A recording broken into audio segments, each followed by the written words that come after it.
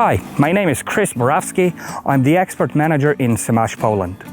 In today's video, I would like to give you a short description of PerfectCUT cutter bar.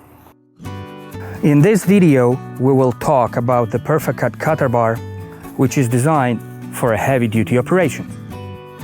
PerfectCUT cutter bar is a fully welded design, and the gear pattern in the cutter bar is, we call it a satellite pattern, a staggered pattern. So the cutting discs are moved up front, they are backed up with the idler gears from behind, so the cutter bar itself, the whole assembly can take more force and take more load. Each and every PerfectCUT cutter bar features a quick blade replacement system. For changing the blades, you need this lever here. You need to remember that the discs needs to be in line like that, and then we insert the lever in between the blade holder and the disc itself. The recess here or here will allow the blade holder to go down enough to let the blade off.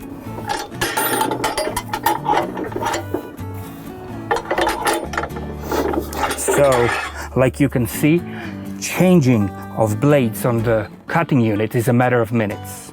There is no need of taking those bolts off. In PerfectCUT cutter bar, we've got two types of discs. This is a standard disc installed in the most versions of the machines, and we have the disc with the instep. This instep is installed as a standard in the machines with the roller conditioner, just to give a material a kick and feed the roller conditioner. So in simple words, this instep here on the disc will bump the material up. In some cases, in weak grasses, in the machines without conditioner, it increases machine's performance. It is available as an optional equipment. So we talked about the discs and the types of discs. On those two sides, we've got discs with drums. And what I like to add is that the discs with insteps are installed on this cutter bar only for the purpose of this video.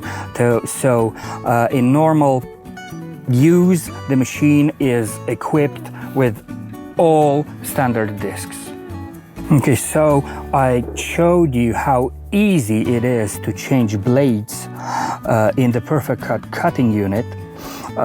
So we need to add that we've got a left blade and a right blade. So on the blade there is an arrow, and this arrow needs to correspond with the direction of rotation of the disc. So this disc rotates that way, so the arrow on the blade needs to point that way, and this is a right blade. Here the arrow points the other direction, so the disc rotates the other direction, so it means that this blade is a left blade. PerfectCUT cutter bar, as standard, is equipped with the safe gear protection system. So in case of hitting any obstacle during operation, or in case of a direct hit onto the disc, there is a cutoff key which will be cut off, and so there is no damage to the gears inside the cutter bar. I will show you how to replace the module or the cutoff key.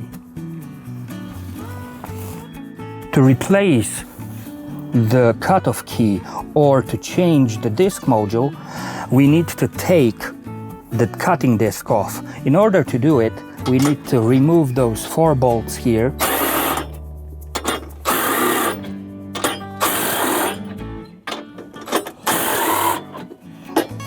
Then we take the disc off. I will talk about the blade holder in a minute.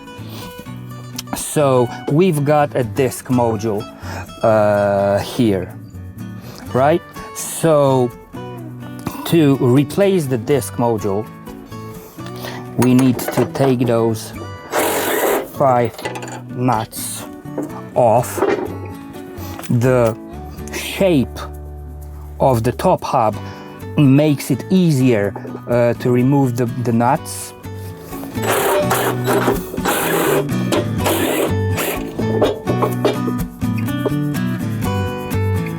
So that's the disc module of the PerfectCUT cutting unit.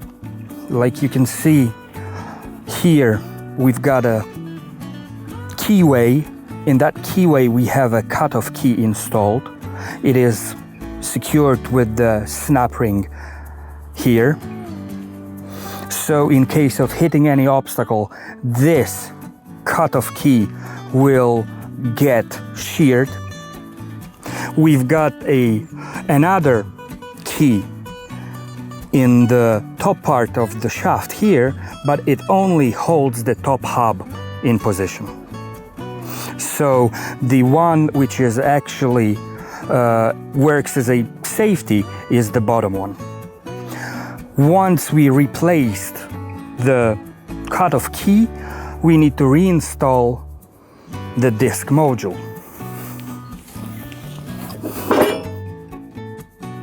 What is really important is the timing of the discs. So in order to get the timing right, we need to remove neighboring cutting disc.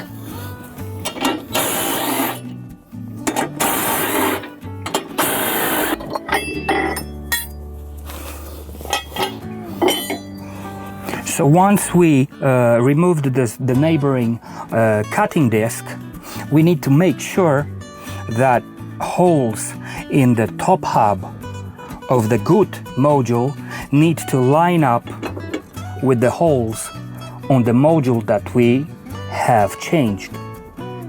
Once those 4 holes line up, we can put the nuts back on.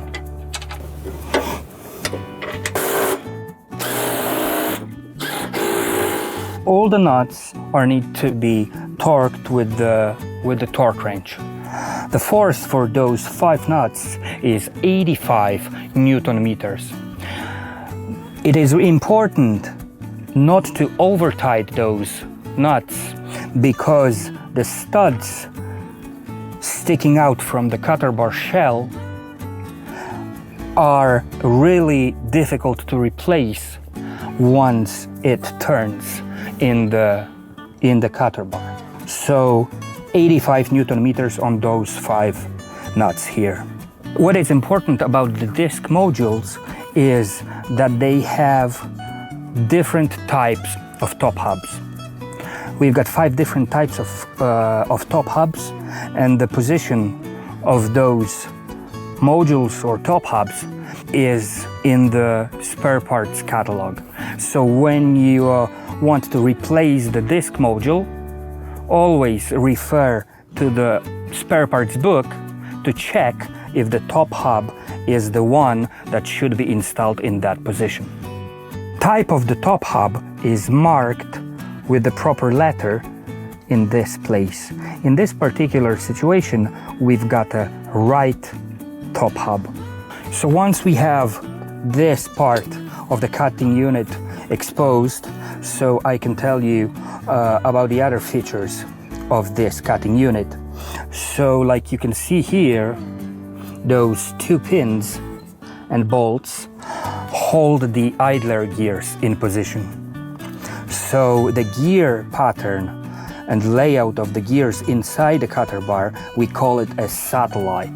The cutting units, cutting discs, are moved up front and they are backed up from behind with the big idler gears. Those two elements here, we call them in between the slide insert. The purpose of those cast iron inserts is to absorb the hit of the blade. So in simple words, those two pieces, they protect the front part of the cutting unit. So when reinstalling the cutting disc on the cutter bar, we need to make sure that the discs are square to each other. So when we are going to mount the disc, we will mount it in this position. But what is important about the cutting disc in SaMASZ machinery is that each and every rotating part is balanced in our factory. So like you can see here, that's the correction mass welded to the disc. So it means that the disc has been balanced. The other feature which is really nice is this blade pin here. The shape of the pin, the bottom part is offset a little bit, but it creates kind of a catch. It will keep the blade stay on the pin during operation. This is a SaMASZ blade holder. It should be installed prior the installation of the cutting disc. This recess here will allow the blade holder to go down enough to create a space so the blade can be taken off the blade pin. This edge here, it cleans the top surface of the cutter bar for better performance.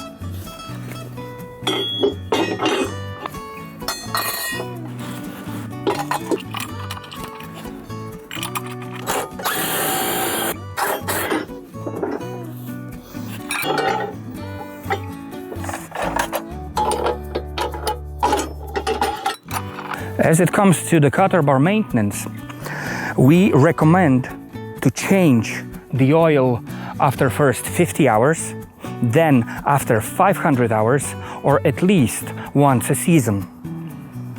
Oil used in this cutter bar is 80 W90. The capacities of the oil vary because of the length of the cutting unit. Detailed amounts of the oil in the cutter bars you can find in operator's manual. All the PerfectCUT cutter bars, they've got a access opening at the end of the cutter bar. It's closed with the regular flat plate and sealed with the rubber washer and some silicone sealant.